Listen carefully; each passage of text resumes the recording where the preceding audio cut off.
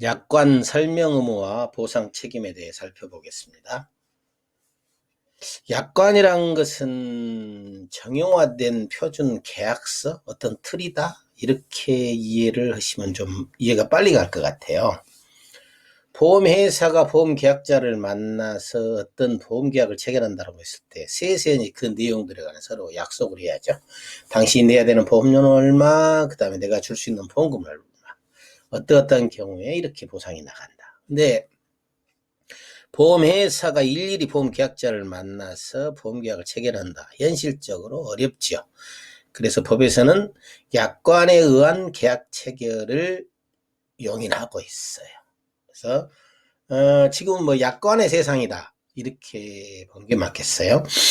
은행에서 돈을 빌릴 때 또는 내가 핸드폰을 사용하게 될 때 뭐 여러 가지 모든 것 약관이 존재하죠.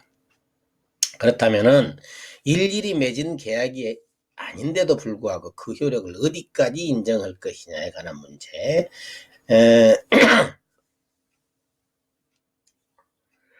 대부분 법적인 효력을 인정한다, 판례에 따르면 그렇게 가고 있어요. 그렇다면 그렇게 인정하는 취지는 무엇이냐? 보통보험 약관이 계약 당사자에 대하여 구속력을 갖는 것은 그 자체가 법 규범 또는 법 규범적 성질을 가진 것이 아니라 보험계약 당사자 사이에서 계약 내용에 포함시키기로 합의했기 때문인 것으로 보고 있다. 설에 의하면 의사설이라는 건데요.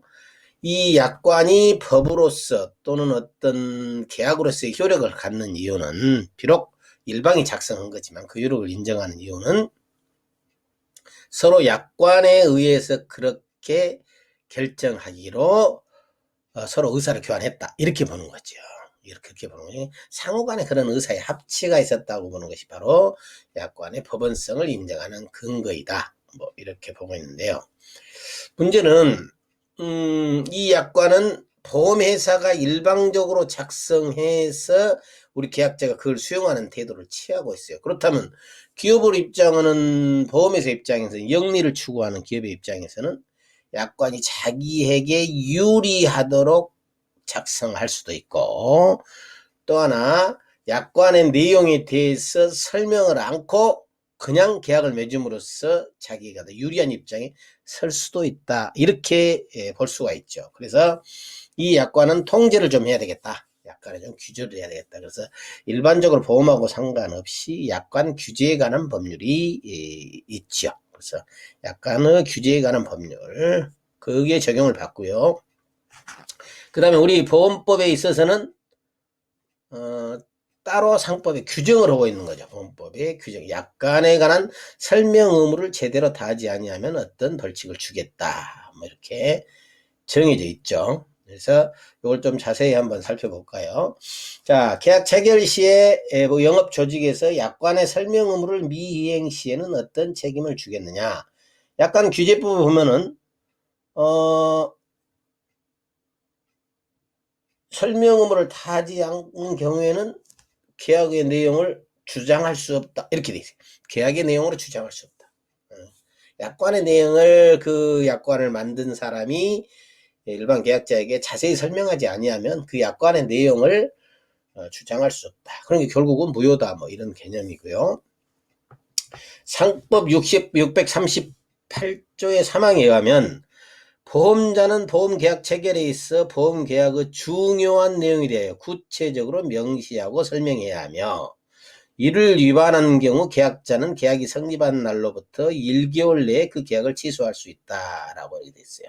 물론 계약이 취소되면은 처음부터 없어서 처음부터 소급해서 효력이 없어지는 거니까 무효와 같은 효력을 갖겠지만, 다만 보험 계약에 있어서는 취소할 수 있다, 설명 의무를 다하지 않으면 취소할 수 있다, 이렇게 해서 취소 규정이고요. 약관 규제법에서는 계약의 내용으로 주장할 수 없다고 했으니 약관 규제법은 무효를 주장하고 있는 거예요.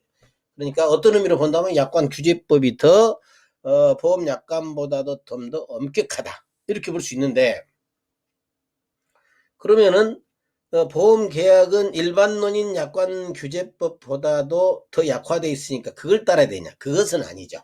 상법 자체가 특별히 보험 계약자 등을 위해서 만들어준 규정이니까 나름대로 취소로서의 의미가 있는 것이지, 충분히 취소라는 이야기는 취소하지 않고도 이제 그 효력을 인정할 수 있는 방법론에 대해서 더 기회를 주자는 것이지, 이것이 무효보다도 낫다 이런 개념은 아니다라는 이야기야. 그래서 우리 계약자 입장에서 둘 다 선택할 수 있다. 취소할 수도 있고 무효를 주장할 수도 있다. 이렇게 보는 것이 더 합리적일 거예요. 그렇게 대법 판례는 무효를 주장할 수 있다. 약관 규제법에 따라 무효 주장할 수도 있고 보험계약법에 따라서 취소를 주장할 수 있다. 선택의 문제라는 것이죠.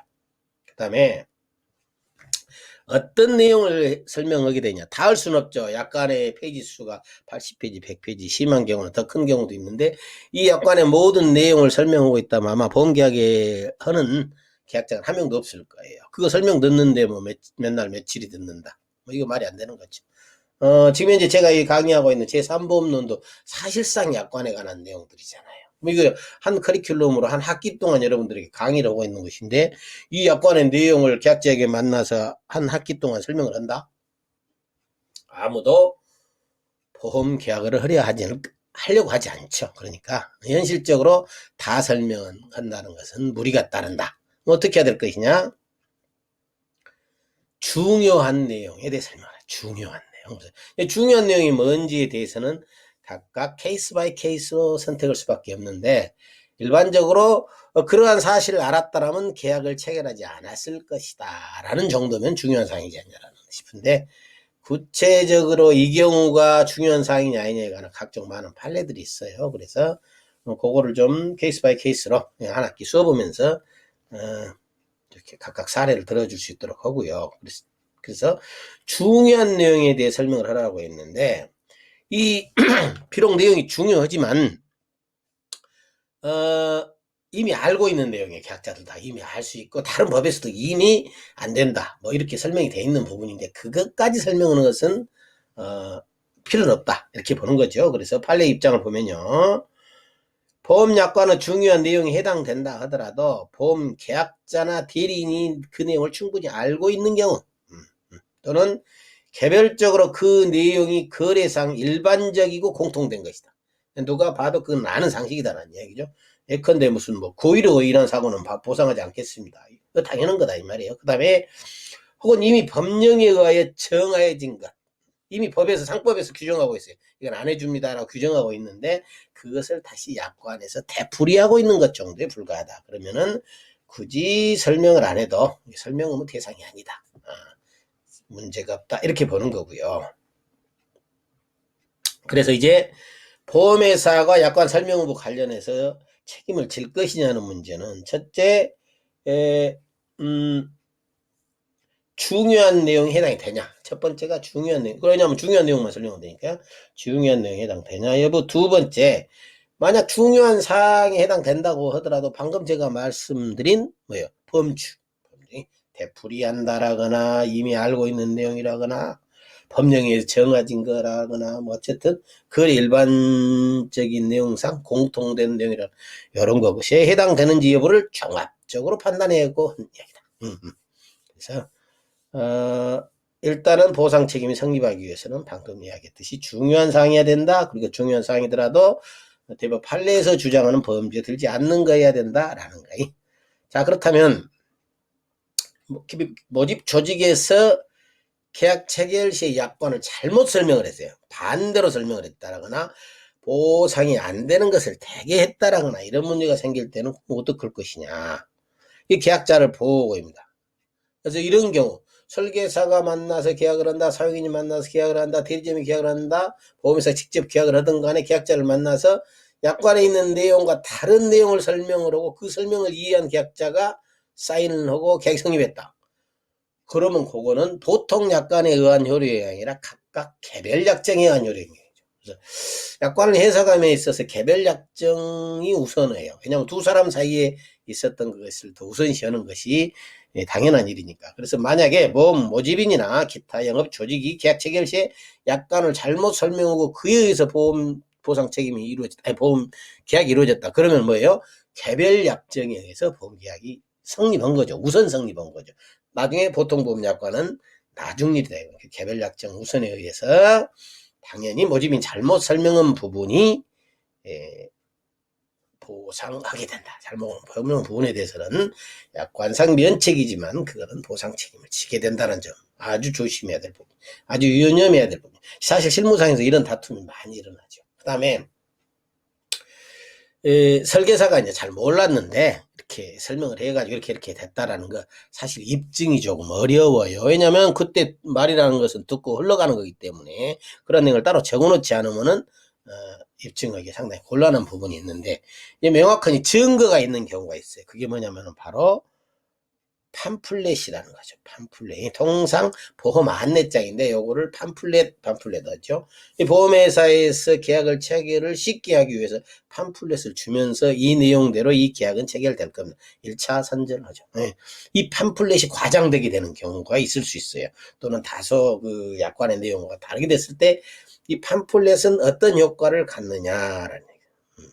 팜플렛은 어떤 효과를 이 팜플렛도 보통 보험회사가 동종의 다수 거래를 하기 위해서 미리 만든 거죠. 계약 체결과 관련해서 계약자 측 이걸 제시하고 동의를 얻어서 계약 체결을 하니까 그 보험 약관이죠 사실상. 그래서 특이하게 형태를 띌 수 있다. 그래서 이 보험 팜플렛의 효력은 아주 막강하다. 그래서 만약에 내가 이 팜플렛 같은 경우는 보관해 놓는 게 좋죠. 나중에 분쟁이 씨앗이 됐을 때 분쟁이 됐을 때 팜플렛을 내 보이면서 봐라. 이렇게 너희들이 팜플렛 써놓고 이제 와서 딴소리 하느냐 이럴 수가 있다라는 경우에 그런 경우에는 효력을 인정받을 수 있다. 그래서 약관 설명음에 대해 살펴보았는데요.